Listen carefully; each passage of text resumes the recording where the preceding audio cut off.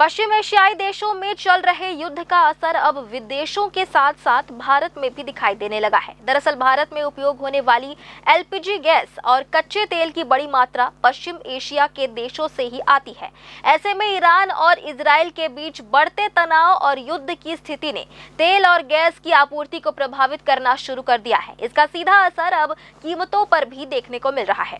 हाल ही में घरेलू LPG cylinder की कीमत में 60 रुपए और कमर्शियल गैस सिलेंडर की कीमत में 115 रुपए की बढ़ोतरी की गई है। विशेषज्ञों का मानना है कि यदि यह युद्ध लंबे समय तक जारी रहता है तो पेट्रोल और डीजल की कीमतों में भी बढ़ोतरी हो सकती है। युद्ध की वजह से कच्चे तेल और गैस की आपूर्ति बाधित होने की आशंका को देखते हुए भारत सरकार अब वैकल्पिक देशों से आयात की संभावनाओं पर भी काम कर रही है। हालांकि अमेरिका द्वारा रूस से भारत को कच्चा तेल खरीदने की अनुमति देने के बाद तेल को लेकर तत्काल संकट कुछ हद तक टल गया है, लेकिन गैस की आपूर्ति को लेकर अभी भी विकल्पों पर विचार किया जा रहा है। वहीं आम जनता का कहना है कि सरकार को ऐसे विकल्प तलाशने चाहिए जिससे आपूर्ति भी बनी रहे और महंगाई का बोझ सीधे लोगों पर ना पड़े। इसके लिए दीर्घकालिक और प्रभावी योजना तैयार करना जरूरी माना जा रहा है। देखिए, तो विश्व युद्ध छुड़ा हुआ है। ऐसे में पूरे विश्व में जो तेल है और गैस है उसकी दाम तो बढ़नी ही होगी। युद्ध कोई भी लड़े, पैसा तो मध्यम वर्ग और गरीब के जेब से ही जाएगा। और ये दुर्भाग्यजनक है कि ना हम युद्ध में हैं, ना हम युद्ध के पक्षधर हैं, फिर भी हमारी जेब खाली होगी।